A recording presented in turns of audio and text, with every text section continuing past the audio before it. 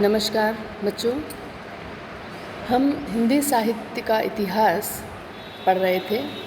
हिंदी साहित्य के इतिहास के अंतर्गत हमने पद्य साहित्य के काल विभाजन को पढ़ा। काल विभाजन में जो अंतिम काल उसमें बताया गया आधुनिक काल।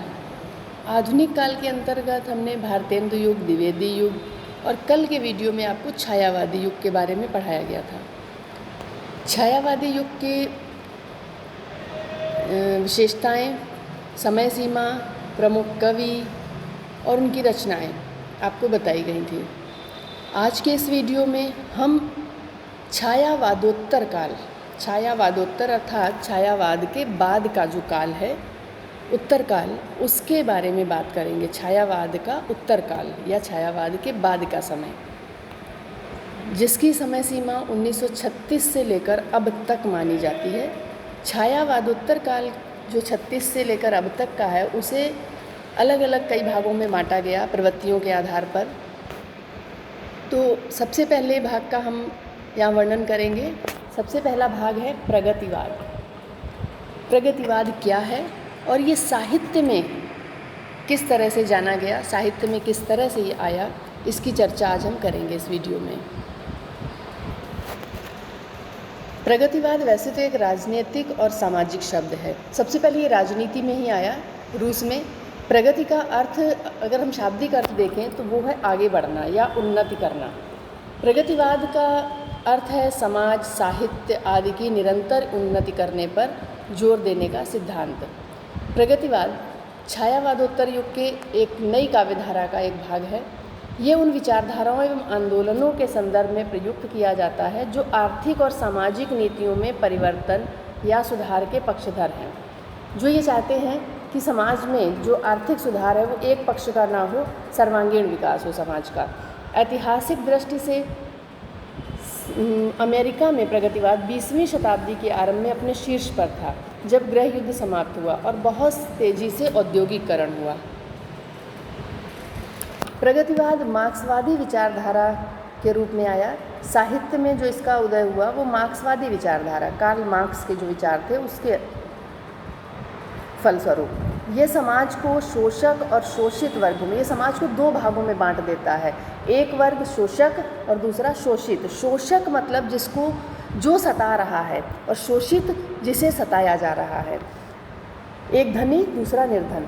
प्रगतिवादी शोषक वर्ग के खिलाफ शोषित वर्ग में चेतना लाने तथा उसे संगठित कर शोषण मुक्त समाज की स्थापना की कोशिशों का समर्थन करता है। प्रगतिवाद क्या करता है कि जो धनी वर्ग या जमींदार जो किसानों को सता रहे हैं, उसे दूसरे वर्ग को जगाकर उसे संगठित करके, उसे एकत्र करके समाज की, एक नए समाज की स्थापना करने की कोशिश का समर्थन करता है। ये पूंजीवाद, सामंतवाद, धार्मिक संस्थाओं को शोषक के रूप में चिन्हित करके उखाड़ फेंकने की बात करता है।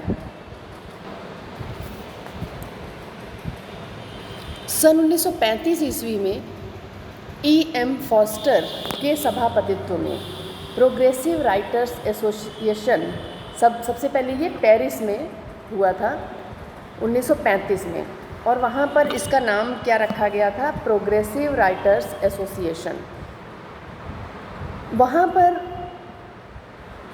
भारत से भी, सारे देशों से प्रतिनिधित्व के रूप में लेखकों को बुलाया गया था। तो भारत से मुल्कराज आनंद और सज्जाद ज़हीर, ये दो व्यक्ति 1935 में पेरिस गए थे, और फिर इन्होंने वापस आकर, पेरिस से आकर लगभग ये 1935 के अंत में, सितंबर-अक्टूबर की घटना होगी, और उसके बाद 1936 में, सितंबर 1936 में 30 सितंबर 1936 को लखनऊ में इस संस्था की एक शाखा भारत में जो खोली गई, लखनऊ में प्रेमचंद ने उसकी अध्यक्षता की। सबसे पहले अध्यक्ष उस संस्था के थे प्रेमचंद।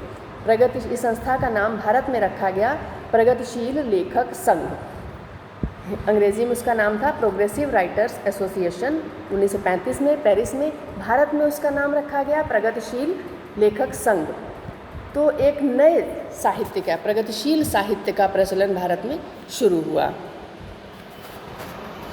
हिंदी साहित्य में प्रगतिवाद का आरंभ तभी से 1936 से माना जा सकता है और 1943 तक इसी वर्ष लखनऊ में प्रगतिशील लेखक संघ का पहला सम्मेलन हुआ, जिसकी अध्यक्षता प्रेमचंद ने की। इसके बाद साहित्य की विभिन्न विधाओं में मार्क्सवादी विचारधारा से प्रभावित रचनाएं हुई। मार्क्सवादी विचारधारा वही कहती है कि अपने अधिकारों के लिए लड़ो। जो शोषित वर्ग है, जो दबा कुचला वर्ग था, जो निर्धन वर्ग था, किसान थे, उन सबको जगाने का काम किया, उन सब में चेतना लाने का कार्य किया इन कवियों ने। इनका मानना था कि समाज में सबको समान दर्जा मिलना चाहिए। ऐसा नहीं है कि जो धनी है वो निर्धन को हमेशा सताता रहे। ऐसा नहीं है कि जमींदार हमेशा राज करे और किसान हमेशा मेहनत करे। किसान मेहनत करते करते मर जाता है, परंतु उसे अपने खाने भर के लिए भी नहीं मिल पाता है। तो इस बात का ही विरोध किया इन कवियों ने। प्रगतिवादी जो धारा थी उसके साहित्यकारों में प्रमुख रूप से रामधारी सिंह दिनकर, सूर्यकांत त्रिपाठी निराला, नागार्जुन, केदारनाथ अग्रवाल, शिवमंगल सिंह सुमन, त्रिलोचन, रांगे राघव, रामविलास शर्मा आदि और भी बहुत सारे थे। रविन्द्रनाथ टैगोर भी थे। तो पहले अध्यक्ष हुए 1936 में इसकी स्थापना हुई। पहले अध्यक्ष प्रेमचंद हुए, उसके बाद फिर रविन्द्रनाथ टैगोर भी बने, फिर उसके बाद जवाहरलाल नेहरू भी बने। तो इसके पश्चात जो इसकी विशेषताएं हैं प्रगतिशील साहित्य की, प्रगतिवादी युग की, उन विशेषताओं पर हम प्रकाश डालेंगे। शोषितों की दीनता का चित्रण। सबसे पहली विशेषता है शोषितों की दीनता। जो सताया हुआ वर्ग था, जो एक सर्वहारा वर्ग था, जिसे समाज में बहुत ही हेय दृष्टि से, निम्न दृष्टि से देखा जाता था, उनकी दीनता का चित्रण इन कवियों ने किया। शोषक के प्रति घृणा। दूसरी विशेषता है जो वर्ग सता रहा था उसके प्रति कवियों की कविताओं में घृणा का भाव देखने को मिलता है। सूर्यकांत त्रिपाठी निराला ने तो कुकुरमुत्ता कविता, इनकी जो है वो प्रगतिवादी कविता है। कुकुरमुत्ता कविता के माध्यम से इन्होंने तो यहाँ तक बहुत ही एक कह सकते हैं कि जो असम्मानजनक शब्दों का प्रयोग, अबे शब्द का प्रयोग किया, अबे सुनबे गुलाब। तो ये शोषक वर्ग के लिए उन्होंने गुलाब शब्द का प्रयोग किया। उसके पश्चात और भी बहुत सारे कवि, रामधारी सिंह दिनकर कहते हैं अपनी कविता में कि श्वानों को मिलता दूध वस्त्र, भूखे बालक अकुलाते हैं। कि एक तरफ कुत्तों को, एक तरफ ऐसे लोग हैं जिनके यहाँ कुत्तों को भी दूध और वस्त्र दिए जाते हैं, और दूसरा भूखे बालक, गरीब के घर में जो निर्धन है उसके घर में भूखे बालक अकुलाते हैं, भूख से तड़पते हैं, और माँ की छाती से चिपक चिपक जाड़े की रात बिताते हैं। जाड़े की ठिठुरती हुई रातों में वो माँ के सीने से चिपक कर, उनके पास कपड़े नहीं पहनने के लिए भूख से बिलबिलाते हैं वो। तो दो वर्गों में समाज ये बटा था। इन दोनों वर्गों का जो वर्ग भेद है उसे मिटाने के लिए कवियों ने चेतना लाने का कार्य किया। तीसरी विशेषता धर्म और ईश्वर के प्रति अनास्था। प्रगतिवादी कवि ईश्वर को मानते तो हैं, परंतु वो ये नहीं मानते हैं कि सब कुछ ईश्वर करेगा। जैसे हम कह देते हैं कि जो भाग्य में होगा मिलेगा, तो इस बात के प्रति अनास्था थी, इनमें आस्था ने विश्वास नहीं था। ये कवि मानते थे कि हमें अपना हक लेना है, वो लड़कर लेना पड़ेगा, छीन कर लेना पड़ेगा। केदारनाथ अग्रवाल कहते हैं कि मारो मारो मारो, हसिया और हथौड़ा क्या है, छीनो छीनो छीनो, साइत और कुसाइत क्या है। कोई मूर्त या बुरा मुहूर्त नहीं है। अपना हक लेने के लिए हमें लड़ना पड़े तो ज़रूर लड़ना चाहिए। क्रांति की भावना। 36 से 43 के बीच का समय है, तो आज़ादी के स्वर भी मिलते हैं। आज़ादी की क्रांति के जो स्वर हैं वो भी इन कविताओं में मिलते हैं, क्योंकि 1947 में आज़ादी मिली थी, और 1936 से 1943 का समय जो वो क्रांति का एक जो लड़ाई थी उसका अंतिम समय कह सकते हैं। उसके बाद सफलता मिल गई थी हमारे क्रांतिकारियों को। तो क्रांति की भावना भी प्रगतिवादी युग में देखने को मिलती है। नारी चित्रण। नारी का भी चित्रण किया है, यथार्थवादी स्वर में किया है, जो वास्तविकता में है। नारी के कई रूप प्रगतिवादी कविता में दिखाए गए हैं। सामाजिक जीवन का यथार्थ चित्रण। जो सामाजिक जीवन, जो जीवन वास्तविकता में व्यक्ति जीता है, जो समाज में जैसे लोग रह रहे थे उसको कल्पनाओं से हटकर, द्विवेदी युग में इतिवृत्तात्मकता थी, बहुत अधिक बढ़ा चढ़ाकर छोटी छोटी चीज़ों का वर्णन बहुत गहनता से किया गया। छायावाद में वही चीज़ कल्पनाशीलता ने ले ली, वही जगह कल्पनाएं कल्पना लोक में कवि विचरण करने लगा, तो कल्पना लोक से हटकर वास्तविक जीवन का जो वर्णन है वो प्रगतिवाद में किया गया, उसे यथार्थ कहा गया, यथार्थवादी भावना कहा गया।